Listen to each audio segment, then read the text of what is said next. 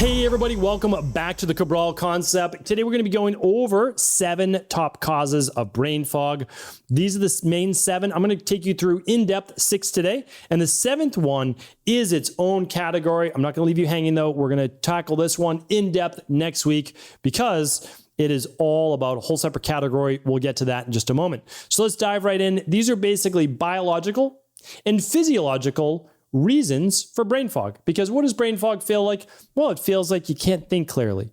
Your brain's exhausted. You can't focus. You can't remember anything. And you don't necessarily have a whole lot of drive and ambition because your brain, your thinking, your clarity is exhausted. You're tired, right? So we want to look at what are the reasons for this. And it is biological, right? And physiology just means the body, how the body is acting and moving. Keep in mind, this brain up here, this mind, whether the mind is in our head or not, we know the brain is, right? But when we look at that, what do we have to think about? Well, the brain is connected to the body. So it's not just always what's going in the brain, but actually the physiology of our body. And that's what I want to share with you here today.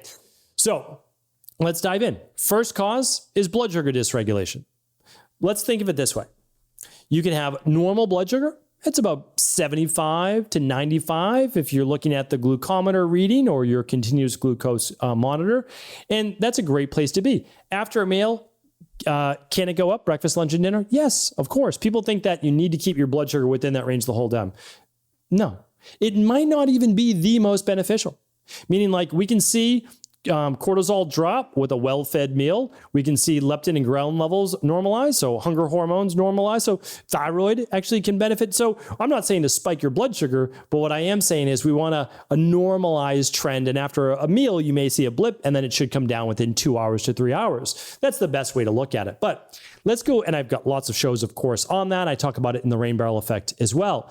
So the biggest one is this. It's actually hypoglycemia. It's not high blood sugar per se, it's low blood sugar. There are 3 main times that I see this come up in my clinic, my practice, and on labs. So the first one is this, in the morning. So when some people wake up, they don't start with elevated blood sugar. Not everybody does. Their blood sugar might be 78 when they wake up. And then an hour later, it might be 56, 58. All right. That's not an ideal way to start the day. So again, as I've shared before, not everybody is meant to fast 16 hours a day. It doesn't work for everybody. If your blood sugar is dropping quickly in the morning upon waking, and you don't want all of the lows of hypoglycemia, which is what? Well, it's literally a spike in stress hormones to start the morning. If your blood sugar drops, your body spikes norepinephrine and adrenaline, and then it increases cortisol. It has to. That's how the body works. That's the physiological process. Blood sugar is low. What will increase blood sugar if there's no food? Cortisol. It's a glucocorticoid. It breaks down stored liver glycogen. What if you're on a really low carb diet and you don't have a liver glycogen stored up from the 12 hours the night before? It will tap into muscle, right? It will actually break down muscle or protein for those amino acids to then create blood sugar, to create glucose, right? So all of this is a normal process. So one of the reasons could be low blood sugar. Now, I said there's 3 main. The second one is that you eat a meal, breakfast, lunch, or dinner, and your blood sugar went up, but there wasn't the right amount of protein or fiber. And so it crashed back down. And when it crashes back down, that's another way that people get hypoglycemia. The last way is just underestimating the value of carbohydrates. So you're exercising, you're active, and you're like, no, I've heard that low carb is the best thing, and I'm going to keep my net carbs below 25 a day. If you're an active individual, it's not the healthiest way to be. A lot of stress hormones being produced in that way, and it can be a reason for hypoglycemia and or brain fog. All right, that's number 1. Number 2 is nutrient deficiencies. It'll be a little bit easier.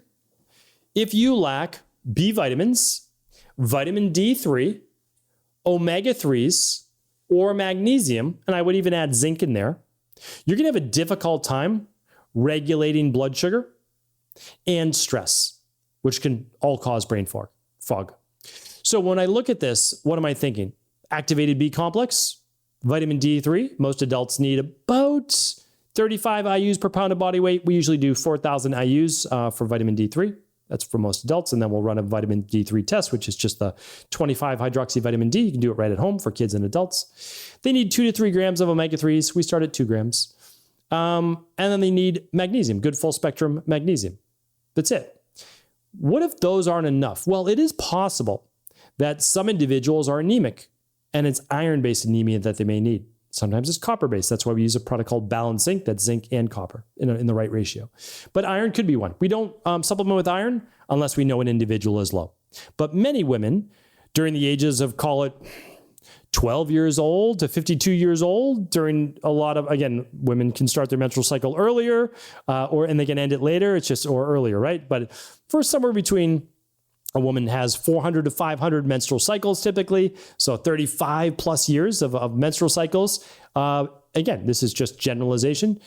You may need more iron. There's just no doubt about that. But postmenopausal women and most men don't need to supplement with more iron than they get from a protein powder, just has some negligible levels, or from food.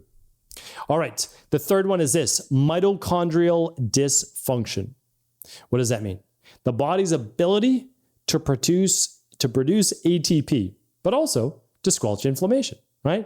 So when we look at this, we say, if the body, the cells, are not producing enough energy, there may not be proper oxygenation, there might be too much inflammation, and there's literally not enough fuel in the furnace to keep the body going, which can cause brain fog as well. So really important that you focus on mitochondrial support, mitochondrial energy. I always recommend looking for the underlying root cause, but the best product that we've seen work in our product, in our practice for a formulation is called Cell Boost.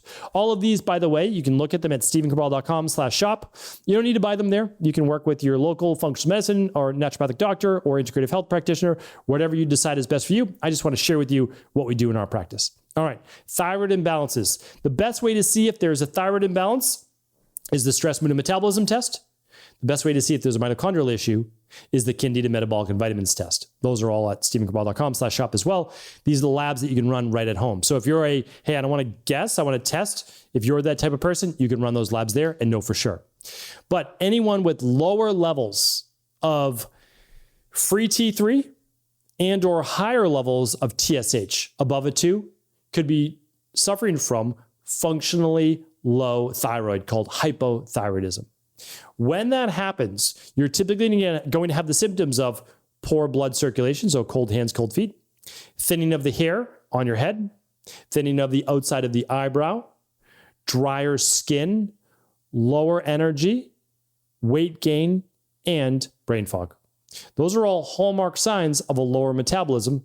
And as someone's thyroid begins to go a little bit lower, they end up with all of those as well. Brain fog being one of them. All right.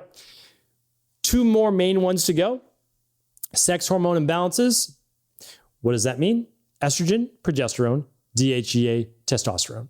All of these can be tested along with thyroid on that stress, mood, and metabolism test.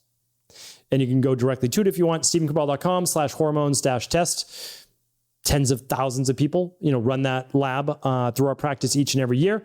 If it's the right fit, great, but it gets to see if this is the issue. So here's what happens. When sex hormones become imbalanced or low, it can lead to brain fog.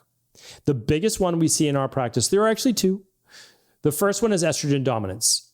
Women will often have normal estrogen, but low progesterone. That's called estrogen dominance. That leads to massive brain fog, especially the 7 to 10 days before their menstrual cycle begins on day 0 or day 1, however you want to look at it. So that lab is typically run on day 19, 20, or 21, when progesterone should be at its highest if a woman has a 28-day cycle.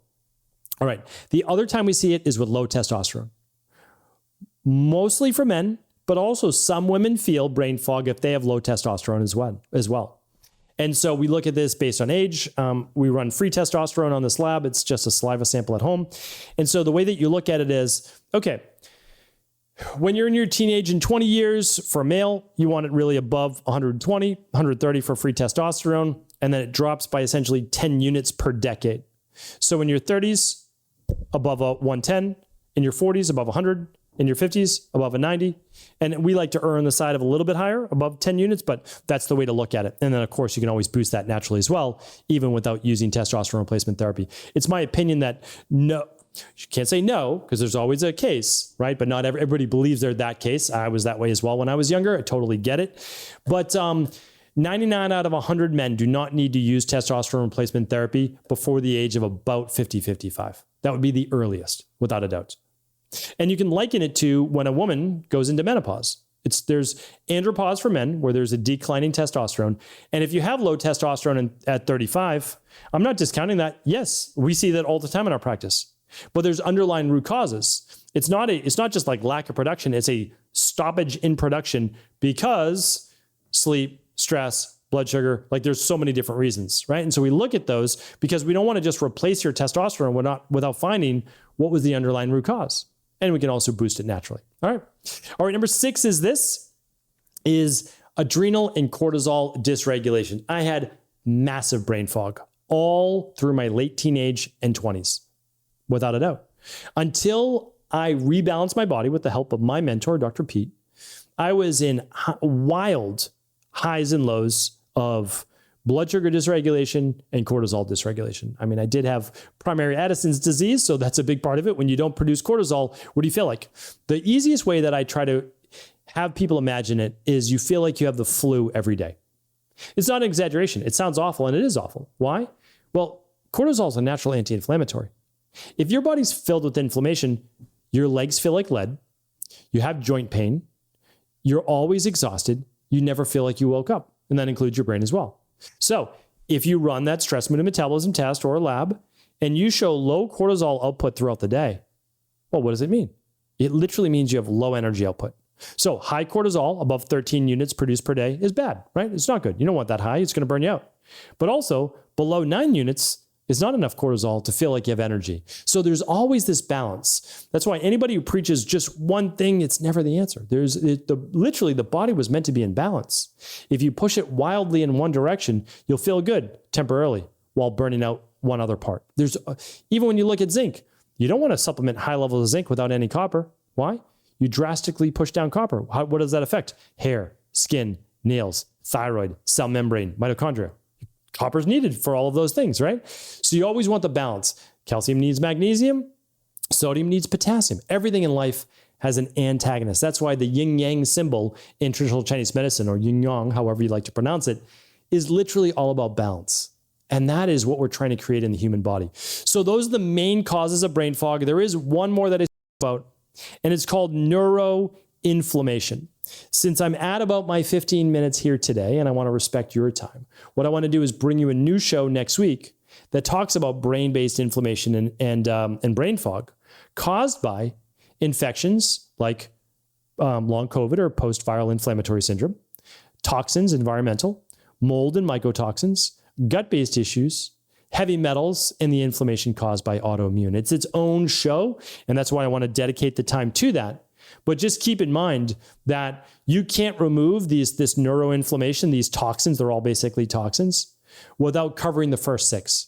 So the first 6 I went through are the prerequisite in order to be able to help these next, essentially 6 that I'm going to be talking about next week. So hopefully this was helpful. I really do appreciate your comments and your feedback. I want to get better for you. I want to present the topics that you want in the way that you want them. So if there's a way I can do it better, let me know. Constructive criticism is always the most helpful. And of course, if there's anything I can do, my team can do, you just let us know. Just literally ask.